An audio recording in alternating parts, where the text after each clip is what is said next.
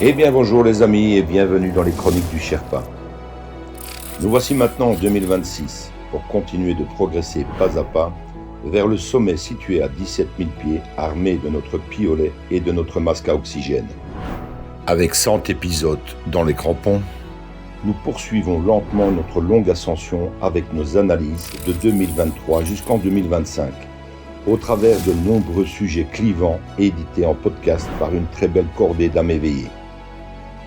Pour les nouveaux arrivés, reportez-vous à la playlist des tout premiers épisodes afin de vous imprégner des débuts de l'aventure et acquérir les clés de compréhension nécessaires qui vous aideront tout au long de ce voyage hors du temps du projet Looking Glass.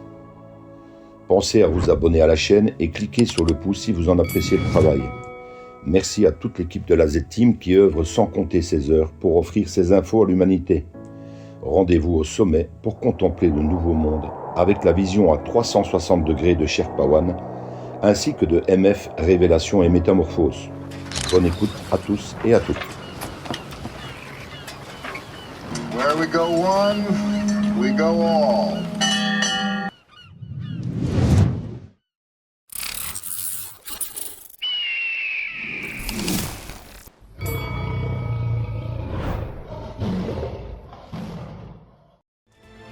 Votre 13h, Ophélie Fontana. Bonjour à toutes et à tous. Ce 24 juin est une date très particulière en Belgique. Il y a 30 ans, Julie et Mélissa disparaissaient. Les deux amies étaient parties se balader à Grasse-Sologne, en région liégeoise, mais elles ne rentreront jamais chez elles. Et sur leur route, elles ont donc croisé cet homme, Marc Dutroux. Il les a enlevées. Ce seront les premières victimes du prédateur et la disparition marquera le début de l'affaire Dutroux. Analyse du 31 juillet 2023 par Thierry Pirlot, Sherpa One. Dutroux, le chasseur-cueilleur d'enfants. Encore envie de fêter votre famille royale le 21 juillet, de disserter sur la couleur rouge sang de la robe de la gentille Mathilde ou du regard hagard de notre bon roi Dagobert traumatisé dans sa jeunesse, comme son frère Laurent, par des cérémonies initiatiques imposées par cette royauté consanguine dépravée aux ordres de Satan, Baal ou Baphomet. Eh bien, revoici un peu de lecture. Je dis bien revoici, car je l'ai partagé la première fois en octobre 2020, mais à cette époque, personne n'était prêt à connaître ces vérités-là. J'ai été bloqué un premier mois sur Facebook, puis d'autres ont suivi jusqu'au blocage complet fin 2021. Les gens étaient plus occupés à protéger leur petite vie d'un méchant virus et en 2021 à protéger leurs vacances par un méchant passeport rouge en se faisant injecter une saloperie qu'ils regretteront tôt ou tard.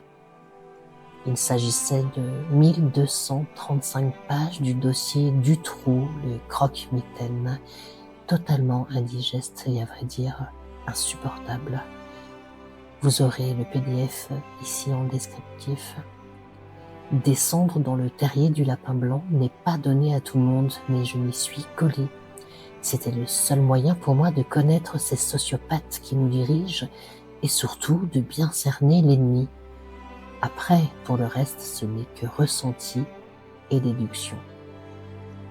C'est appréhender le pédosatanisme des élites en Belgique, en Hollande, mais aussi en France et surtout aux USA avec le Pizzagate. Sûrement une conspiration QAnon, à n'en pas douter, n'est-ce pas? Bien sûr, le monde n'est plus tout à fait le même lorsque l'on décide de remonter du terrier pour revoir la lumière du soleil. C'est là que l'on réalise qu'il a subitement changé de couleur. Ce n'est plus vraiment la même brillance ni la même chaleur. Le premier réflexe, honnêtement, est de détester le monde entier et ses habitants. Ensuite, on essaie de le comprendre différemment et pour terminer, on devient un soldat de Dieu pour combattre ce mal qui le ronge et le mettre à genoux pour sa rédemption. Tout cela après de longues nuits sans sommeil. Mais une fois ce changement opéré, Rien n'est plus pareil et plus rien d'autre n'est important. Pas même la famille, les dégâts collatéraux, les moqueries, ni le temps consacré et l'énergie déployée à l'expliquer aux autres, ceux dont on espère qu'ils font encore partie de la vraie humanité, celle qui se réduit comme peau de chagrin. Alors, rien ne vous oblige à plonger à votre tour au fond du terrier, car d'autres l'ont fait à votre place. Mais dans ce cas, écoutez-les et faites-leur confiance, il est grand temps. Ou alors restez en dissonance cognitive, tous comme les normies.